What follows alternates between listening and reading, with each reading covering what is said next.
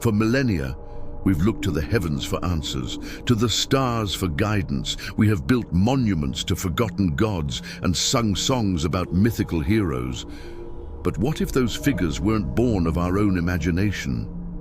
What if the beings we called gods, the monsters we called giants, and the heroes we revered were something else entirely? In the cradle of civilization, a great epic was born, the Epic of Atrahasis, ancient Mesopotamia. A clay tablet cracked by time recounts a story that challenges everything we thought we knew about our own creation. The text is clear, chillingly so. Let a human be created, one who can bear the yoke of the gods, teach mankind the labors of the world. This wasn't an act of divine mercy. It was a request for a workforce. But who were these gods, the Anunnaki, and what did they truly want from us? The accepted truth taught in our history books is that these were symbolic beings, allegories for social order and natural forces. But what if that truth is nothing more than a convenient fiction? The forgotten teachers. Our journey begins not with grand temples, but with whispers in the Amazon, a place where the past feels alive, etched into the very stones and trees. Here, the Kayapo people tell a tale of a figure known as Bep Kororoti. He descended from the sky in a flash of light and sound, wearing strange metallic clothing. He was not a spirit, not an animal. He was a teacher. He gave them the gift of agriculture, taught them how to build, and shared knowledge of medicine. For anthropologists, this is a beautiful creation myth, a story to explain the origins of their culture. But the details are too specific to ignore. A metallic garment, a staff that emits energy, and a departure not into the afterlife, but back into the sky in another flash of light. Music becomes slightly more melodic, but still retains its underlying tension. This pattern repeats across the globe. From the frozen lands of the Inuit in Alaska, where elders speak of chariots of fire that descended from the heavens, bringing tall, pale beings with large, bright eyes who taught them to read the stars. To the lush heart of Ireland, where the Tuatha De Danann arrived in mysterious dark clouds, bringing with them advanced knowledge of metallurgy, poetry, and organization. They were seen as gods, but they possessed what we can only describe as superior technology. Their defeat came not from a greater deity, but from a stronger mortal invasion. Then they simply retreated underground, or so the legend says. The historical consensus labels these as mere fables, symbolic representations of natural forces or ancient migrations. Yet each account shares an unsettling common thread. A non-human being descends from the sky, imparts knowledge, and then leaves. It's the same story told in 1,000 different languages, across oceans and continents, by people who had no contact with each other. But the most compelling and confounding evidence lies in the intricate details. The Dogon tribe of Mali, Africa, holds a deep, sacred knowledge of the cosmos. Their mythology speaks of a star invisible to the naked eye, Sirius B. This star, a white dwarf, was only discovered by the Western world in the 19th century with the help of powerful telescopes. So how could a seemingly isolated tribe living in the desert know of its existence? Their legends tell of the Nomo, amphibious beings who arrived on Earth in a large basket with a square base, sent to bring order to human life. Mainstream science suggests this knowledge was likely acquired through colonial-era travelers, but the details are too precise. The Dogon know that Sirius B is incredibly dense, that its orbital period around Sirius A is 50 years, an astonishingly accurate figure. This knowledge, they insist, was given to them by the Nomo, beings from the Sirius star system. Could these be the same teachers? The Oans of ancient Babylon, described as a semi-divine figure with the body of a fish and the head of a man, who emerged from the Persian Gulf to teach humanity writing, law, and agriculture. Or Thoth of ancient Egypt, a hybrid god of wisdom who taught the secrets of hieroglyphs. These are not isolated events. They are echoes across history, a repeating signal in a sea of noise. The scientific community maintains that these myths are cultural artifacts shaped by human imagination. Yet, a nagging question remains. Why did every culture, separated by time and distance, dream the same dream? Was it a dream at all, or a shared memory, until a discovery changed everything, the VA-243 seal? In a museum in Berlin, a small Mesopotamian cylinder seal holds a secret. It's an artifact that, according to conventional archaeology, depicts Mesopotamian gods and rulers. But a tiny cluster of orbs circling a central sun has sparked a firestorm of debate. According to some theorists, this isn't a decorative motif. It's a map of our solar system, with a 12th celestial body.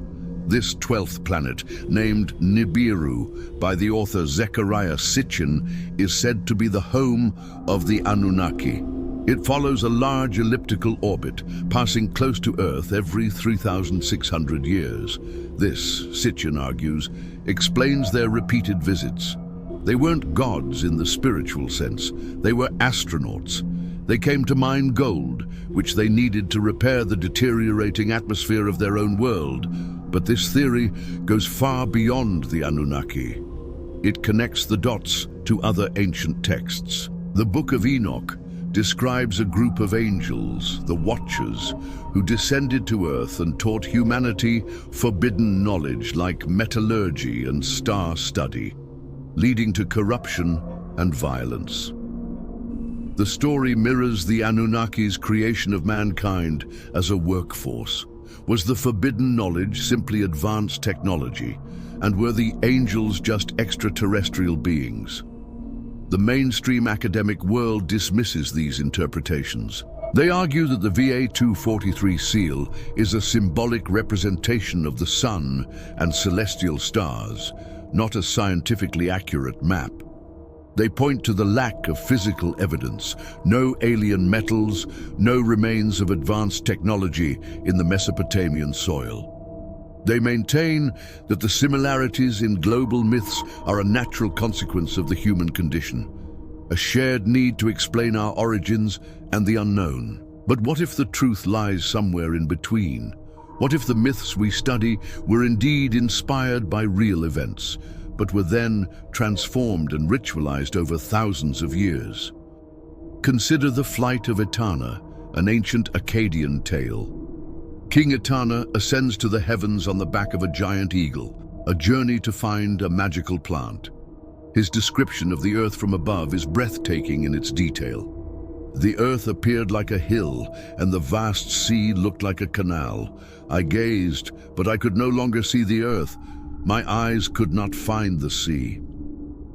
How could an ancient author, living in a world of mud huts and simple tools, describe the perspective of a high-altitude flight with such striking accuracy? Was this a poetic metaphor, as historians suggest, or was it a genuine account of a journey in an aerial vehicle? The mystery deepens when we examine the Anunnaki's final departure. The official story, according to Sitchin's theory, is that their mission was complete. They had collected enough gold, and their home planet was stable. But there's a more sinister theory, a catastrophic event that forced their hand. The ancient texts speak of internal conflict among the Anunnaki. A fierce rivalry between two factions, led by Enki and Enlil, escalated into a cataclysmic war. Some interpretations suggest that this conflict culminated in the use of devastating weapons that could only be described as nuclear. The Bible, in the book of Genesis, tells of a similar event. Then the Lord rained down fire and sulfur from heaven upon Sodom and Gomorrah. Thus he destroyed those cities and all of their inhabitants. What if Sodom and Gomorrah were not destroyed by a divine act, but by a nuclear blast? What if the malignant wind that spread across the land, bringing about the collapse of Sumerian civilization, was radioactive fallout? This event, according to the theory, was a line they could not uncross. The planet was now contaminated, and their mission was tainted by bloodshed. The great patriarch Anu, watching from Nibiru, ordered a full withdrawal. The Anunnaki departed, but not in triumph. They left in shame. And so we are left to wonder, was humanity's fate not guided by compassionate gods, but by warring astronauts who had simply outgrown us? The Exodus, a civilization once perceived as all-powerful, vanishes into the void.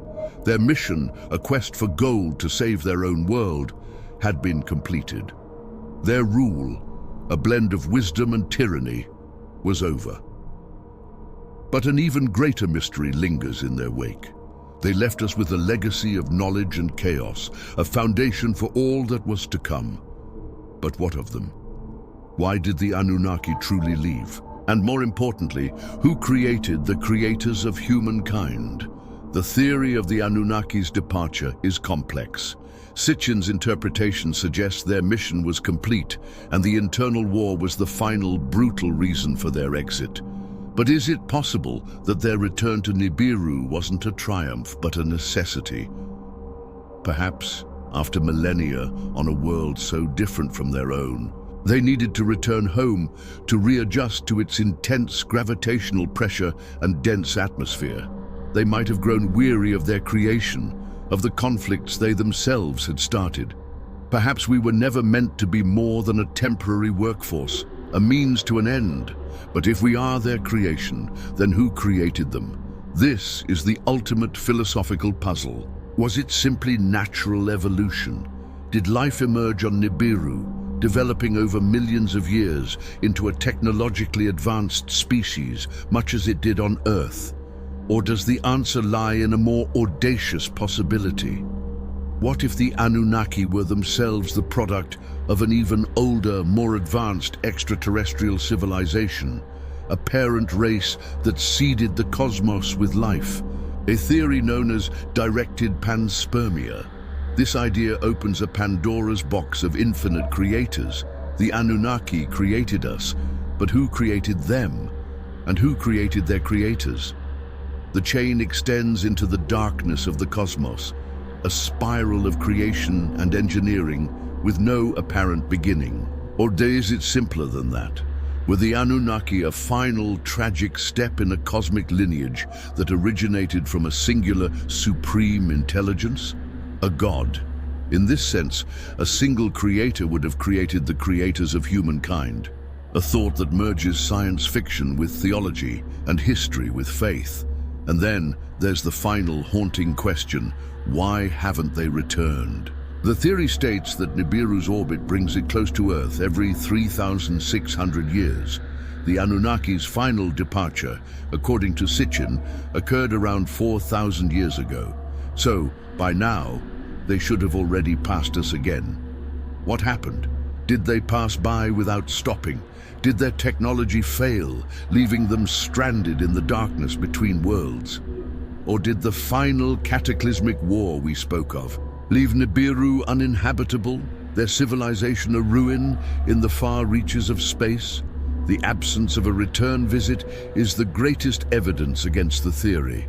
But what if their return was not a public spectacle, but a silent observation? What if their spacecraft, now unimaginably more advanced, no longer need to land, but can monitor our world from afar? We are, after all, their legacy. The species they engineered to serve them has now built cities to the sky, explored the stars they named, and even split the atom. Perhaps they are watching us now, a proud parent observing a rebellious child from the shadows. Or perhaps they are a forgotten memory, a ghost in the machine of our history, leaving us to navigate a world that still struggles with the knowledge and the power they left behind. We search the heavens for a signal, a sign of intelligent life. We send out radio waves and launch probes, hoping for a response. But what if the answer we seek is not in the stars above us, but in the forgotten stories of the past? What if the first contact has already been made, and we have simply forgotten the teachers who came before? The myths we dismiss as fables, the gods we worshipped as fiction, could be a distant memory of a very real event, a warning, a lesson, a truth waiting to be discovered.